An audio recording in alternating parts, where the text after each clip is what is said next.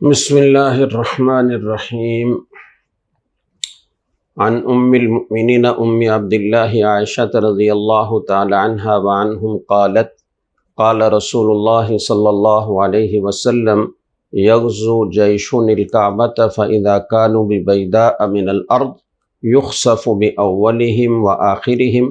قالت قلت یا رسول اللہ کیف یخسف باولہم وآخرہم وفیہم اسواقہم ومن لیس منہم قال یخسف بأولہم وآخرہم ثم یبعثون علی نیاتہم متفق علیہ ھذا لفظ البخاری۔ حدیث کی تشریح کرنے سے پہلے اور ترجمہ کرنے سے پہلے ہم کچھ لغات دیکھ لیتے ہیں، جو الفاظ اس میں آئے ہیں ان کے معنی دیکھ لیتے ہیں۔ پہلی بات تو یہ ہے کہ ام المؤمنین آیا ہے، مومنین ایمان والے ہیں، اور جب کی اضافت اس کی طرف ہو گئی تو اس کے معنی یہ ہوں گے کہ تمام مومنین کی ماں، تمام ایمان والوں کی ماں۔ قرآن مجید میں بھی ازواج مطہرات رضی اللہ تعالیٰ عنہم کو مومنین کی مائیں قرار دیا گیا، وَأَزْوَاجُهُ أُمَّهَاتُهُمْ، یعنی نبی کریم صلی اللہ علیہ وسلم کی تمام ازواج بیویاں وہ امت کی مائیں ہیں۔ لیکن یہاں اتنی بات سمجھ لینی چاہیے کہ یہ جو کہا جا رہا ہے کہ امت کی مائیں ہیں، اس کا مطلب یہ ہے کہ وہ ادب و احترام جیسے اپنی والدہ کا کیا جاتا ہے، ایسے ان کا ادب و احترام بھی امت پر لازم ہے۔ جیسے اپنی والدہ سے نکاح حرام ہوتا ہے، ایسے ہی امہات المومنین سے کسی کا نکاح جائز نہیں ہے رسول اللہ صلی اللہ علیہ وسلم کے دنیا سے چلے جانے کے بعد، جبکہ دوسری بیواؤں کا نکاح عدت گزارنے کے بعد جائز ہوتا ہے۔ تو یہ ادب و احترام میں عمومیت ہے، نسب میں عمومیت نہیں ہے، لہٰذا خلوت جائز نہیں ہوگی، اور شرعی مسافت تک سفر ان کے ساتھ کسی اجنبی کا کرنا جائز نہیں ہوگا۔ دوسرا لفظ ہے ام عبداللہ، اس کو التخصیص بعد التعمیم کہتے ہیں۔ مومنین میں ظاہر ہے کہ حضرت عبداللہ بھی شامل تھے، لیکن پھر خاص طور پر ان کی ماں ان کو قرار دیا گیا، اور یہ الکنیت بعد اللقب بھی اس کو کہا جاتا ہے کہ لقب ذکر کرنے کے بعد کنیت کا ذکر کرنا۔ ام المؤمنین تو حضرت عائشہ رضی اللہ تعالیٰ عنہ کا لقب ہے، جیسے کہ دوسری ازواج کا ہے، اور ام عبداللہ ان کی کنیت ہے۔ یہاں سوال یہ پیدا ہو سکتا ہے کہ حضرت عائشہ رضی اللہ تعالیٰ عنہ کی تو کوئی اولاد نہیں تھی، تو پھر ام عبداللہ کنیت ان کی کیسے ہو سکتی ہے؟ تو اس کا جواب یہ ہے کہ اپنی ذاتی کوئی اولاد اگرچہ حضرت عائشہ رضی اللہ تعالیٰ عنہ کی نہیں تھی، لیکن ان کی سگی بہن حضرت اسماء رضی اللہ تعالیٰ عنہ کے بیٹے عبداللہ ابن زبیر رضی اللہ تعالیٰ عنہ، جو ہجرت کے بعد مدینہ منورہ میں سب سے پہلے پیدا ہوئے، وہ ان کے بھانجے تھے، تو ان کی طرف نسبت کرتے ہوئے رسول اکرم صلی اللہ علیہ وسلم نے حضرت عائشہ رضی اللہ تعالیٰ عنہ کی کنیت ام عبداللہ رکھی تھی۔ آگے لفظ ہے یغزو جیشن الکعبہ، تو یغزو غزا، یغزو غزون کے معنی ہوتے ہیں کسی جگہ کا قصد کرنا، کسی قوم سے جنگ کے لیے چلنا، جہاد کے لیے نکلنا۔ جیش بمعنی لشکر ہے، اس کی جمع جیوش آتی ہے۔ الکعبہ، کعبہ یکعب کعبن، اس کے معنی ہوتے ہیں ابھرنا، اور کعبۃ اللہ کو بھی کعبہ اس لیے کہتے ہیں کہ وہ ظاہری طور پر بھی اپنے ارد گرد کی زمین سے ابھرا ہوا ہے، اور اپنی قدر و منزلت اور شان و شوکت کے اعتبار سے بھی وہ زمین کے تمام حصوں سے ابھرا ہوا و بلند ہے۔ ٹخنوں کو بھی کعب کہا جاتا ہے، اس لیے کہ ٹخنے بھی اپنے آس پاس کے حصہ بدن سے ابھرے ہوئے ہوتے ہیں۔ اور آگے لفظ ہے بیدا، بیدا کے لفظی معنی ہوتے ہیں جنگل اور بیابان کے، غیر آباد زمین، چٹیل میدان، یہ معنی اس کے بیان کیے جاتے ہیں۔ اس سے کون سا بیابان مراد ہے؟ حدیث میں جس بیدا کا ذکر ہے تو محدثین کا اس میں اختلاف ہے۔ بعض حضرات کہتے ہیں مکہ کا چٹیل میدان مراد ہے، بعض کہتے ہیں مدینہ کا ایک خاص مقام اور اس کا صحرا اور چٹیل میدان مراد ہے، واللہ عالم۔ اسواقہم، آگے ایک لفظ آتا ہے تو اس سے اہل اسواق مراد ہیں۔ اسواق سوق کی جمع ہے، بازار کو کہتے ہیں، تو اس سے اہل بازار مراد ہیں، اہل اسواق مراد ہیں۔ یبعثون، یبعثون کا معنی ہے اٹھائے جائیں گے، یعنی قبروں سے دوبارہ زندہ کر کے اٹھائے جائیں گے، یہ ہے۔ آگے لفظ ھذا لفظ البخاری، یعنی رواہ البخاری کے بعد امام نووی رحمہ اللہ تعالیٰ فرماتے ہیں ھذا لفظ البخاری. اس طرح کے الفاظ ھذا لفظ البخاری یا ھذا لفظ المسلم یا لفظہ لفظ البخاری لفظہ لفظ المسلم اس وقت کوئی مصنف استعمال کرتا ہے کہ جب وہ حدیث کئی کتابوں میں موجود ہو اور الفاظ میں تھوڑا فرق ہو، معنی ایک ہی ہوں. تو جو الفاظ جس کتاب کے الفاظ مصنف ذکر کرتا ہے تو اس کا ذکر کرنے کے لیے یہ کہتا ہے ھذا لفظ البخاری. تو اس کا مطلب یہ ہے کہ یہ روایت مسلم میں بھی ہے، لیکن میں نے جو الفاظ نقل کیے ہیں وہ بخاری کے ہیں. تو اس طریقے سے ہم لغات کے بیان سے فارغ ہو کر اب حدیث کا معنی کرتے ہیں اور اس کی تشریح کرنے کی کوشش کریں گے. عبداللہ حضرت عائشہ رضی اللہ تعالیٰ عنہ فرماتی ہیں قال رسول اللہ صلی اللہ علیہ وسلم، رسول اکرم صلی اللہ علیہ وسلم نے فرمایا یغزو جیش الکعبہ، ایک لشکر وہ کعبہ کی طرف چل پڑے گا، یعنی کعبہ مشرفہ پر چڑھائی کی غرض سے اسے منہدم کرنے کے ارادے سے نکلے گا. اور پھر فَإِذَا كَانُوا بِبَيْدَاءَ مِنَ الْأَرْضِ، جب وہ زمین کے ایک چٹیل میدان میں ہوں گے. میں نے عرض کیا کہ وہ چٹیل میدان مکہ کا بھی ہو سکتا ہے، بعض حضرات نے اس کو ترجیح دی ہے، اور بعض حضرات نے کہا ہے کہ یہ مدینہ منورہ کی ایک جگہ ہے، چٹیل میدان ہے جہاں بیابان ہو، کوئی درخت نہ ہو، کوئی کھیتی نہ ہو، اور بالکل چٹیل میدان ہو. بعض حضرات جنگل سے بھی اس کو تعبیر کرتے ہیں. تو جب وہ اس چٹیل میدان میں پہنچیں گے یخسف باولہم و آخرہم، تو اول تا آخر پورے لشکر کو زمین میں دھسا دیا جائے گا. قالت قلت یا رسول اللہ کیف یخسف باولہم و آخرہم وفیہم اسواقہم ومن لیس منہم. حضرت عائشہ رضی اللہ تعالیٰ نے فرماتی ہیں کہ میں نے رسول اکرم صلی اللہ علیہ وسلم سے عرض کیا کہ یا رسول اللہ ان سب کو اول تا آخر کیسے زمین میں دھسایا جائے گا، حالانکہ اس میں ان کے بازار والے بھی ہوں گے، ومن لیس منہم، اور ایسے لوگ بھی ہوں گے کہ جو ان میں شامل نہیں ہوں گے. تو رسول اکرم صلی اللہ علیہ وسلم نے فرمایا قال یخسف باولہم و آخرہم ثم یبعثون علی نیاتہم، ان کو اول تا آخر زمین میں دھسایا جائے گا اور پھر ان کو قبروں سے اٹھایا جائے گا ان کی نیتوں کے مطابق. وہ اگر اس لشکر میں کعبہ کو منہدم کرنے کی نیت نہیں رکھتے تھے تو آخرت میں ان کو عذاب نہیں ہوگا، لیکن دنیاوی عذاب میں وہ اس جیش کے ساتھ شریک ہوں گے اور ان کو زمین میں دھسایا جائے گا. متفق علیہ، یہ لفظ جب بولا جاتا ہے تو اس کا مطلب یہ ہوتا ہے کہ یہ حدیث بخاری میں بھی ہے اور مسلم میں بھی ہے، شیخین کا اس پر اتفاق ہے. ھذا لفظ البخاری، اور جو الفاظ ہم نے نقل کیے ہیں وہ بخاری کے الفاظ ہیں. تو اس کی تشریح یہ ہے کہ جب قیامت قریب آ جائے گی، اب یہ کون سا زمانہ ہوگا اس کا کسی حدیث میں کوئی تعین نہیں ہے، کب یہ لشکر نکلے گا اور کعبہ کو منہدم کرنے کے ارادے سے نکلے گا، لیکن بہرحال وہ نکلے گا. اور راستے میں چلتے چلتے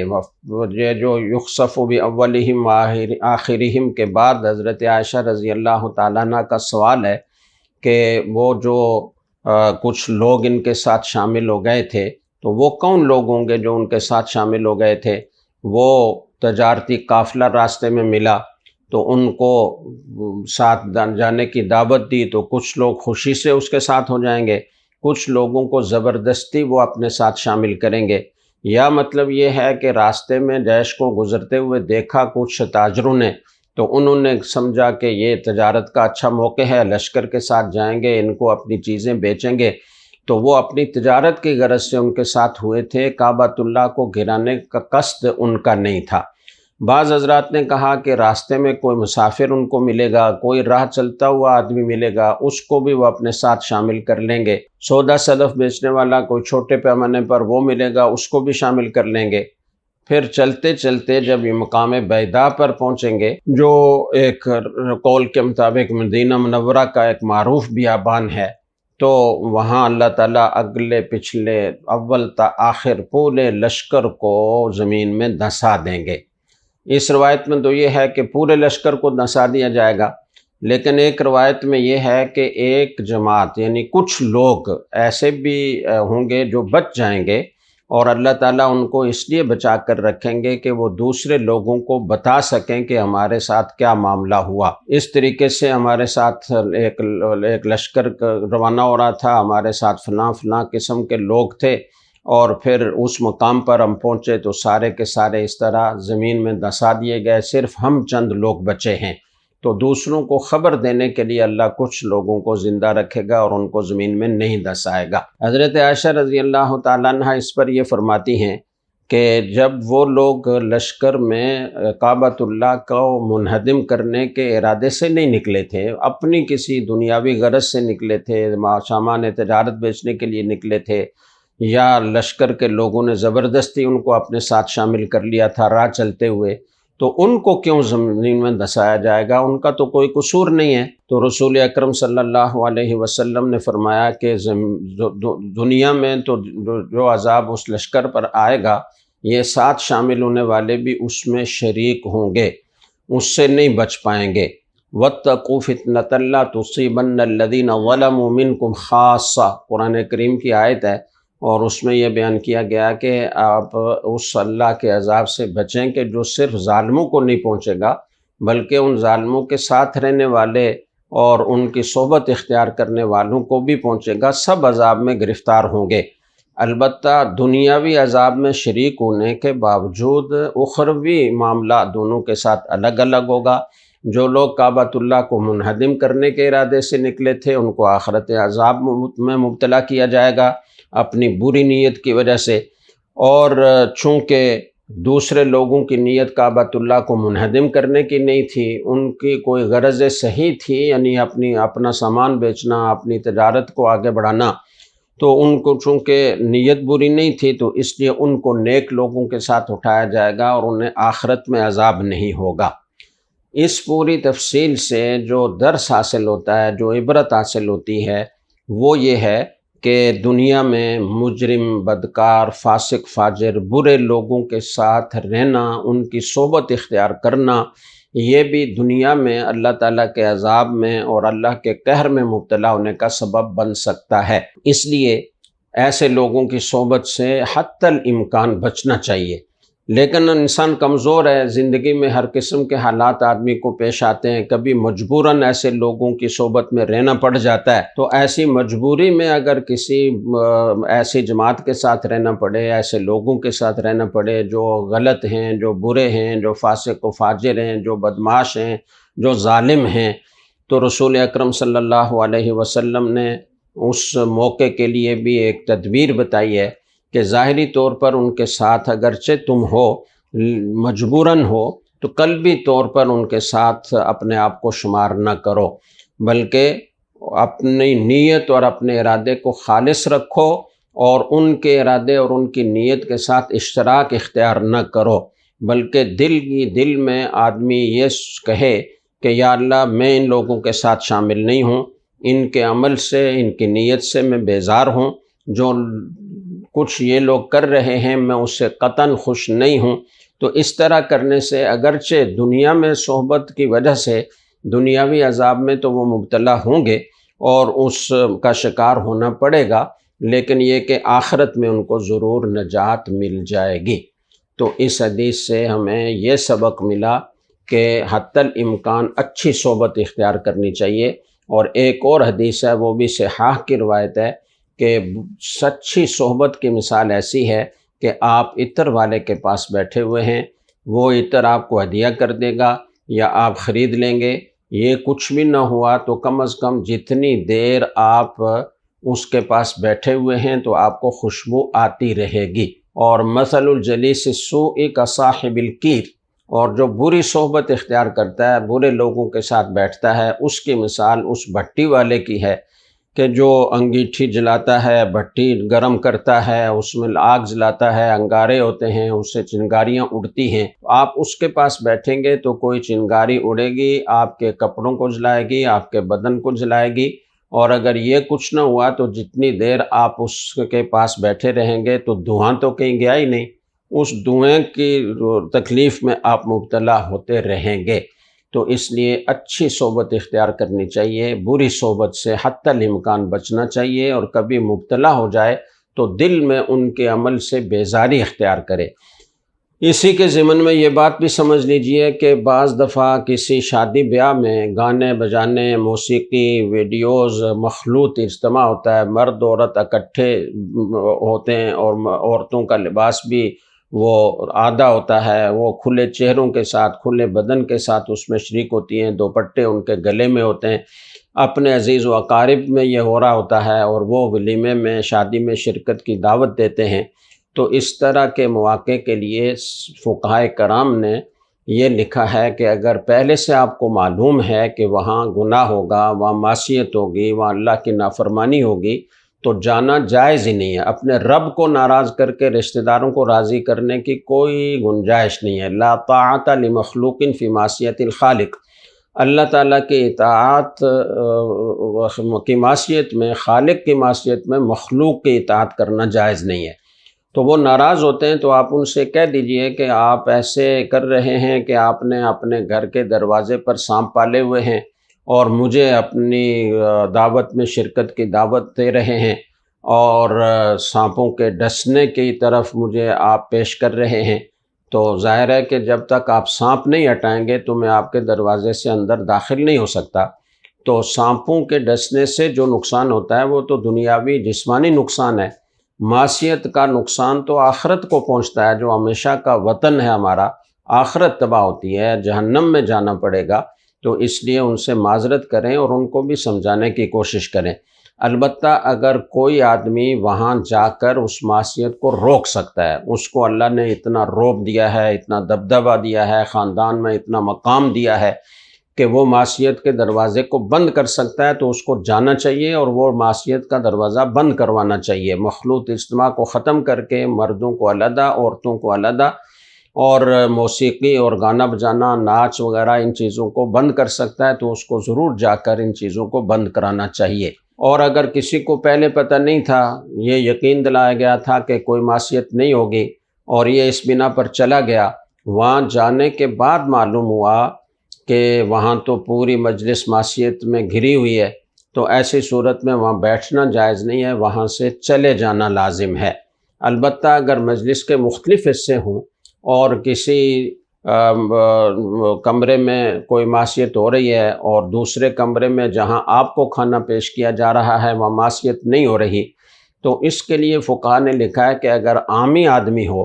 تو اس کے لیے تو بیٹھ کر کھانا کھانے کی گنجائش ہے، لیکن جو مقتدا ہے، لوگ جس کے عمل کو اپنے لیے نمونہ سمجھتے ہیں، جس کی اقتدا کرتے ہیں، اس کے عمل کو دلیل اور حجت بناتے ہیں، تو ایسے مقتدا کے لیے اس حالت میں بھی بیٹھنا جائز نہیں ہے، وہاں سے چلے جانا لازم ہے۔ اسی طرح قرآن کریم میں ہے، یا ایھا الذین آمنوا اتقوا اللہ وکونوا مع الصادقین، اے ایمان والو تقوی اختیار کرو اور سچے لوگوں کے ساتھ رہو۔ یعنی تقوی اختیار کرنے کی تدبیر اور اس کا طریقہ بتایا گیا کہ جو لوگ تقوی والے ہیں، جو لوگ سچے ہیں، جن کا اللہ سے قوی تعلق ہے، جو معصیت سے خود بچے ہوئے ہیں، ان کی صحبت اختیار کرو، ان کے ساتھ رہ پڑو، کثرت سے صحبت اختیار کرو تو تمہارے اندر بھی تقوی حاصل ہو جائے گا۔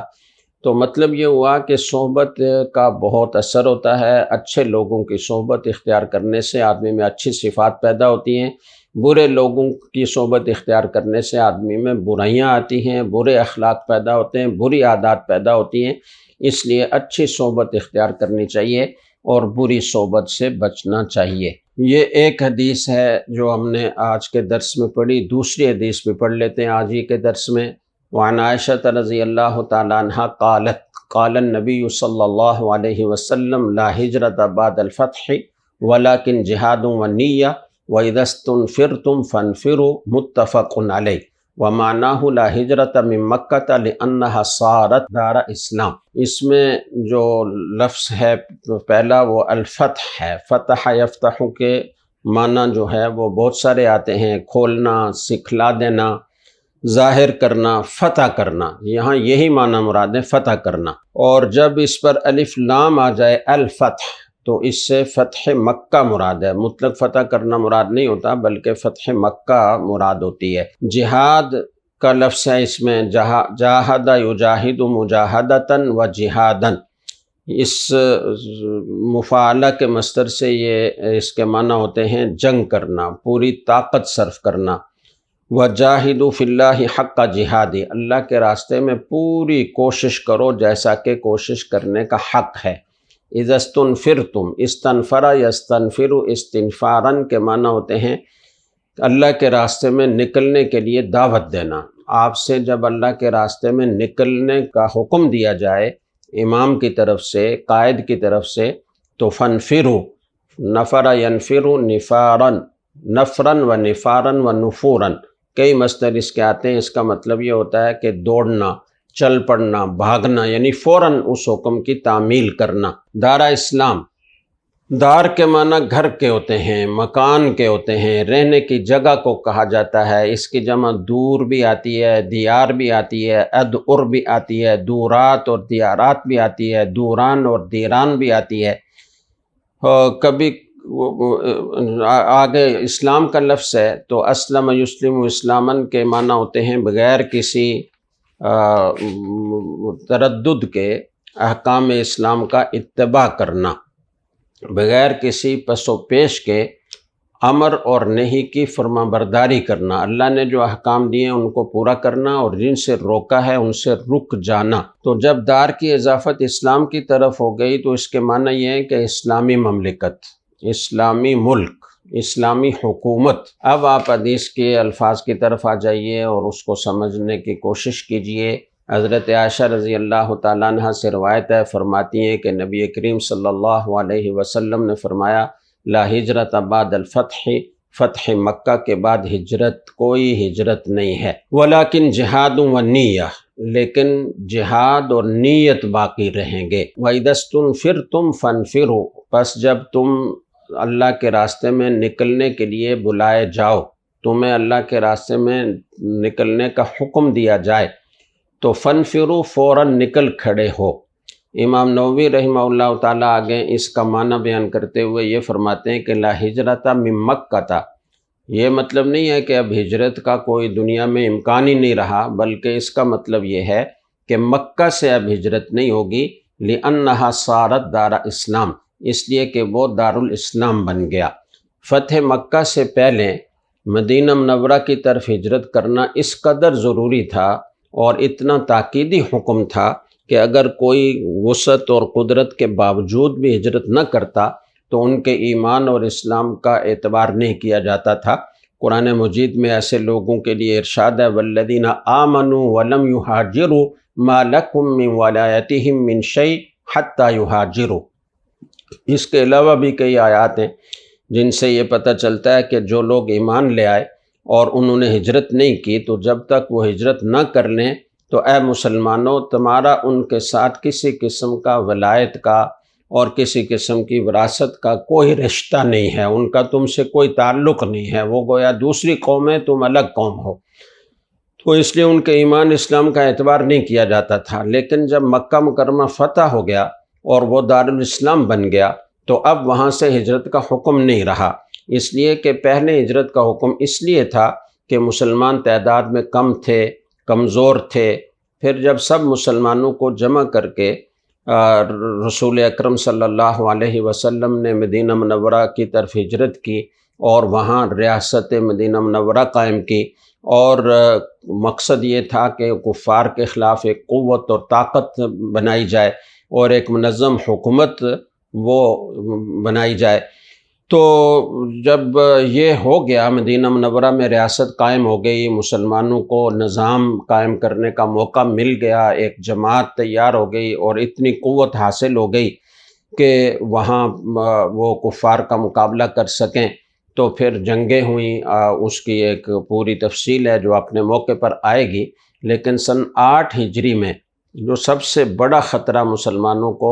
تھا وہ مشرکین مکہ سے تھا۔ مکہ مکرمہ سن 8 ہجری میں فتح ہوا، اور تو اس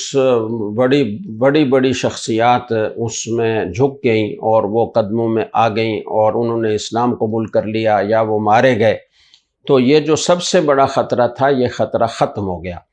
اب چونکہ مکہ مکرمہ میں دین پر عمل کرنا بالکل آسان ہو گیا، مسلمانوں کو قوت اور شان و شوکت حاصل ہو گئی، ان کا غلبہ ہو گیا، ان کی حکومت قائم ہو گئی مکہ مکرمہ پر بھی، تو اب یہاں ایمان اور اسلام کے احکام پر عمل کرنا ممکن ہو گیا، اس میں کسی قسم کی دشواری نہیں رہی، تو اس لیے اب اس سے ہجرت کرنے کی ضرورت نہیں رہی۔